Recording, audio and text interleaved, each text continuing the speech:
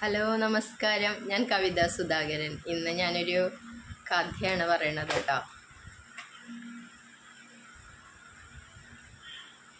ബൗദ്ധകാലത്ത് അമ്രപാളി എന്ന അതീവ സുന്ദരിയായ നർത്തകി ഉണ്ടായിരുന്നു. രാജകുമാരന്മാർ അവളെ കിട്ടണമെന്ന് അതിയായി മോഹിച്ചു. എന്നാൽ അവൾക്കാഗ്രഹം ഗൗതമ ബുദ്ധനോടായിരുന്നു. അവൾ ജീവിച്ചിരുന്നത് വൈശാലി നഗരത്തിലായിരുന്നു. ഒരിക്കൽ ബുദ്ധൻ ഇവിടെത്തി. രാജാവും പ്രഗത്ഭരുമൊക്കെ ബുദ്ധനെ സ്വീകരിക്കാൻ എത്തിയിരുന്നു. അമ്രപാളിയും അവിടെത്തി. ഏവരുടെയും ഇടയിലൂടെ അവൾ ബുദ്ധൻ്റെ പക്കലെത്തി. കാൽക്കൽ വീണു നമസ്കരിച്ചു. എന്നെയും അങ്ങേ ശിഷ്യയാക്കണം, എനിക്കു സന്യാസം നൽകണം. രാജകുമാരന്മാരും പ്രഭുക്കന്മാരും അന്താളിച്ചു.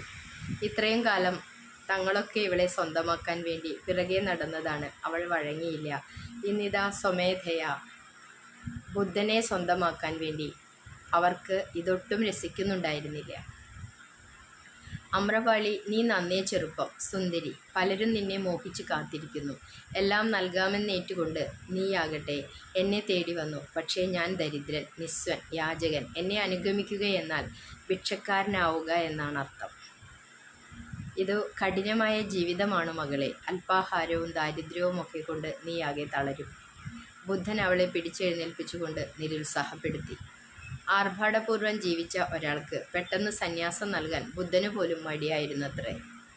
ഇതൊക്കെ കേട്ട് അവൾ പറഞ്ഞു, അതെ, അനേകം പേർ എന്നെ കാത്തിരിക്കുകയായിരുന്നു. എന്നാൽ ഞാൻ അങ്ങേക്കായി കാത്തിരിക്കുകയായിരുന്നു.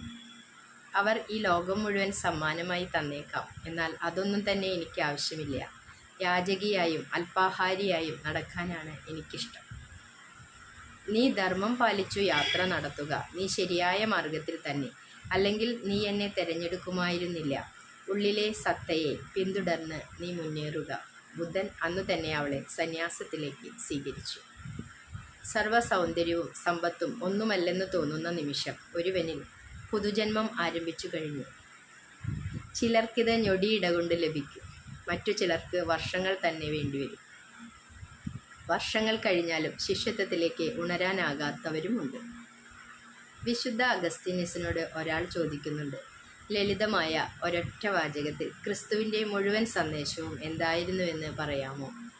സങ്കീർണമായതും യുക്ത്യാധിഷ്ഠിതമായതൊന്നും പറയരുതേ. അഗസ്തീനസ് പുണ്യാളൻ കണ്ണടച്ച് ധ്യാനിച്ചിട്ട് ഇങ്ങനെ പറഞ്ഞത്രേ, അപ്പോൾ പിന്നെ ഒരൊറ്റ കാര്യമേയുള്ളൂ, സ്നേഹിക്കുക. ഒന്നും പിടിച്ചു വയ്ക്കാതെ പൂർണ്ണമായി വിട്ടുകൊടുത്തുകൊണ്ട് മറ്റെല്ലാം തന്നെ അതിനെ അനുഗമിച്ചുകൊള്ളൂ. സർവയുക്തിയെയും ചിന്താഘടകങ്ങളെയും അനുഭൂതികളെയും അതിജീവിക്കുന്നുണ്ടിത്. സ്നേഹമായിരിക്കട്ടെ സർവോത്കൃഷ്ടമെന്ന് വിശുദ്ധ അപ്പസ്തോലൻ കുറിക്കുന്നുണ്ടല്ലോ.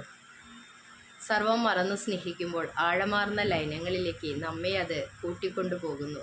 ഉടലിൻ്റെ പ്രണയാതുരതയ്ക്കപ്പുറം ആത്മാവിൻ്റെ ആഴത്തിലേക്കുള്ള മാറ്റങ്ങൾ. ഹൃദയം കൊണ്ട് ദൈവത്തെയും പ്രപഞ്ചത്തെയും സ്വന്തമാക്കാനും അതിൽ ലയിക്കാനും അവനാകും. അതിഷ്ടായോ? Thank you.